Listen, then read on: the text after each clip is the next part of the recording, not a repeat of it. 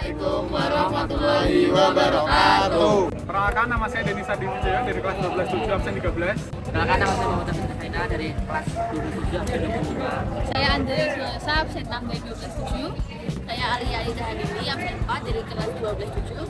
Saya Marberisi Pratama, kelas 27 absen 22. Saya Kevin Alisa Juan Pradana dari kelas 12-7 absen 21. Pada kesempatan siang hari ini, saya dan teman saya ingin mempresentasikan hasil kerja kami, yaitu cara memesan tiket kereta.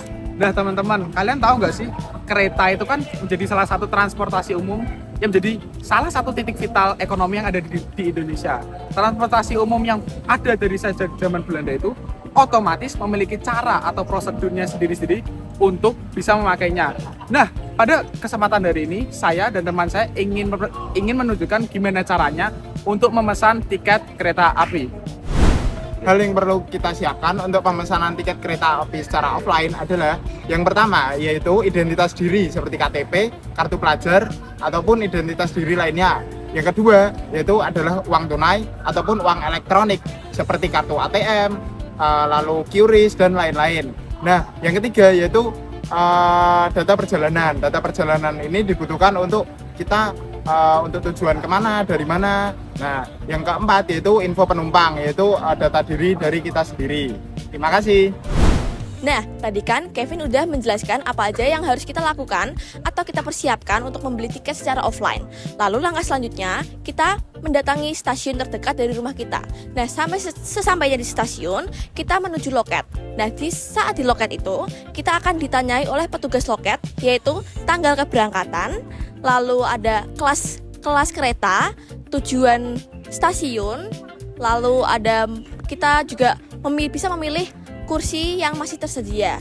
Nah, lalu setelah kita melakukan itu semua, memenuhi itu semua, kita melakukan pembayaran. Nah, setelah melakukan pembayaran, kita akan diberikan barcode yang nantinya sebelum keberangkatan, kalian bisa menukarkan barcode itu untuk dicetak sebagai tiket untuk keberangkatan kereta. Jika kalian lagi membeli tiket di stasiun, maka solusinya adalah kalian harus membeli tiket secara online. Nah, di sini saya akan menjelaskan bagaimana cara membeli tiket secara online. Yang pertama yaitu kalian harus melengkapi data diri kalian, seperti mengisi nama lengkap, kemudian memasukkan nomor KTP dan tanggal lahir. Lalu yang kedua, kalian harus melengkapi informasi perjalanan seperti stasiun keberangkatan, stasiun tujuan, dan jumlah penumpang yang akan naik kereta. Kemudian yang ketiga yaitu kalian harus memiliki nomor HP dan akun email yang aktif agar kalian bisa mendaftar di aplikasi yang bernama KAI. Lalu yang keempat yaitu kalian harus memiliki metode pembayaran seperti e-wallet. Contohnya itu ada GoPay, OVO, ShopeePay. Lalu kalian juga bisa melakukannya dengan melalui transfer bank dan menggunakan kartu kredit atau debit. Lalu yang kelima, pastikan saldo Anda cukup untuk membayar tiket tersebut.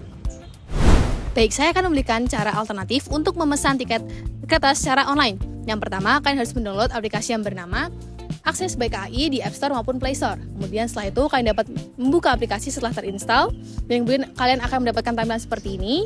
Dan ketika kalian ingin memesan tiket, yaitu yang pertama kalian harus tekan pilih kota. Kemudian kalian akan diarahkan untuk memilih stasiun keberangkatan awal ke stasiun tujuan Anda. Kemudian setelah itu kalian dapat memilih tanggal keberangkatan, dan kalian juga akan dibawa untuk mengisi jumlah penumpang yang dikategorikan menjadi dua. Yang pertama itu ada kategori dewasa, yaitu 3 tahun ke atas, dan kategori bayi, yaitu umur 1 tahun hingga 3 tahun. Setelah itu, kalian dapat memencet cari tiket, dan kemudian kalian akan disuguhkan dengan berbagai jenis tiket dengan harga yang berbeda-beda, mulai dari harga yang terendah hingga tertinggi, dan kalian dapat memilih sesuai dengan kebutuhan.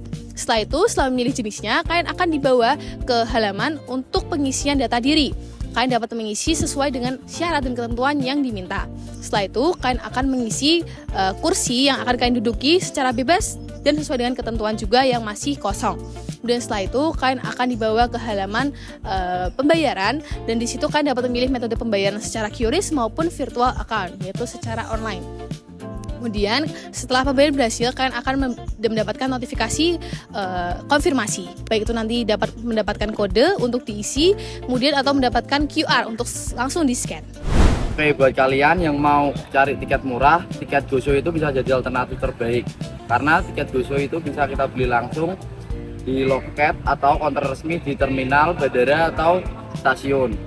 Nah, tiket GoShow itu bisa kita beli beberapa jam sebelum keberangkatan, jadi kursinya itu bisa jadi lebih murah.